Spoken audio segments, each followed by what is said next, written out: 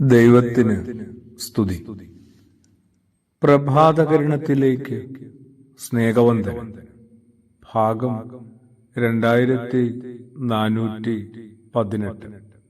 ഇന്ന് ഓഗസ്റ്റ് മാസം 14-ാം തീയതി 226-ാമത്തെ ദിവസത്തിലെത്തി. അമ്മയോർമ്മകളിലൂടെയാണ് നമ്മുടെ പുലരിയിലെ ചെറിയ യാത്ര. ഏതാണ്ടത് അവസാനിക്കുകയാണ്. നാളെ ഓഗസ്റ്റ് മാസം 15-ാം തീയതി പരിശുദ്ധ കന്യകമറിയാമിന്റെ വാങ്ങിപ്പ് പെരുന്നാൾ സഭ കൊണ്ടാടുകയാണ്. അമ്മയെ കുറെ കൂടി അടുത്ത് കാണാനും മനസ്സിലാക്കാനും നമ്മളിൽ കുറച്ചേറെ മൗനവും ധ്യാനവും ഒക്കെ ആവശ്യമാണെന്നും നമ്മൾ ഈ ദിനങ്ങളിൽ തിരിച്ചറിയുന്നുണ്ട്. കാനാവിലെ വിവാഹ ഭവനത്തില് അവിടെ മറിയം കണ്ടെത്തിയ കുറച്ച് പരിചാരകരോട് പറയുന്ന ഉപദേശം തന്നെയാണ് ഇന്നും ആ അമ്മ ലോകത്തോട് മുഴുവൻ വിളിച്ചു പറയുന്നത്. നമ്മൾ ഓരോരുത്തിൽ നിന്നും അമ്മ ആഗ്രഹിക്കുന്നതും പ്രതീക്ഷിക്കുന്നതും ആ അനുസരണം തന്നെയാണ്. അവൻ പറയുന്നത് കേൾക്കുക എന്നത്. ആ മകൻ പറഞ്ഞതൊക്കെ ഒന്ന് കേൾക്കാനും മനസ്സിലാക്കാനുമായിട്ട് ഈ പെരുന്നാളാചരണത്തോട് കൂട്ടുചേർന്ന് ആ മകന്റെ സുവിശേഷത്തിലേക്ക് എത്താനായിട്ട് ഏതൊരാൾക്കും സാധിക്കണമേ. ഒരു വലിയ വെല്ലുവിളിയായിട്ട് തന്നെ അതൊന്ന് ഏറ്റെടുക്കണമേ. ജീവിതത്തിന്റെ പല കാര്യങ്ങളിലും ഒരു പ്രഥമ സ്ഥാനം സുവിശേഷത്തിനും അതിലെ യേശുവിനും നൽകാനായിട്ട് നമ്മളൊന്ന് തയ്യാറായി തുടങ്ങുക. അമ്മ നമ്മളെ നന്നായി നിർബന്ധിക്കുന്നുണ്ട്, ഉപദേശിക്കുന്നുണ്ട്.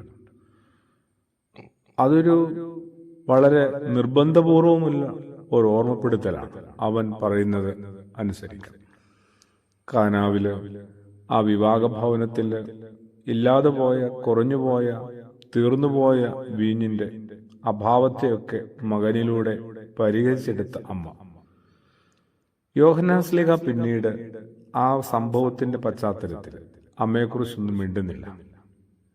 എത്ര വേഗമാണ് അവൾ സ്വാഭാവികമായി തന്നെ ഇല്ലാതായത്. അഭാവം, അമ്മയുടെ അഭാവത്തെ കൂടി നമ്മളൊന്ന് ധ്യാനിക്കണം. കുറെ കൂടി മികവോടെ, കുറെ കൂടി ആഡംബരത്തോടും അവകാശബോധത്തോടും കൂടി അവിടെ നിൽക്കാവുന്നതാണ്. ഞാനില്ലായിരുന്നെങ്കിൽ കാണാമായിരുന്നു കാര്യങ്ങൾ.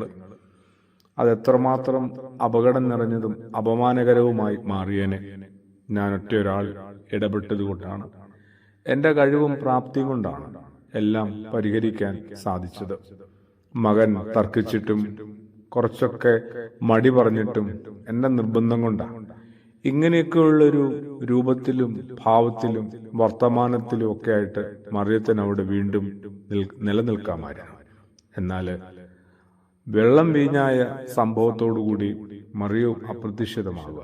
വെള്ളം എങ്ങനെ രൂപാന്തരപ്പെട്ട് വീഞ്ഞായി മാറിയോ അതുപോലെ മറിയത്തിന്റെ ഭാവം അഭാവമായി മാറുന്നു. പ്രസൻസ് ഒക്കെ ആബ്സെൻസ് ആയി മാറുന്നു. ചില ഉത്തരവാദിത്തങ്ങളൊക്കെ നിർവഹിച്ചിട്ട് നമ്മളൊന്നും പുറകോട്ട് മാറാനായിട്ട് പഠിച്ചിട്ടില്ല. അതും കൂടി ഒന്ന് പഠിച്ചെടുക്കണമെന്ന് ഈ നല്ല അമ്മ ഓർമ്മപ്പെടുത്തുന്നുണ്ട്. ഈ ഒരു പെരുന്നാളാചരണത്തോട് ചേർന്ന് നമ്മളും അത്തരം ചില നല്ല ശീലങ്ങളിലേക്ക് പ്രാർത്ഥനയോടുകൂടി എത്തട്ടെ. ആമേൻ.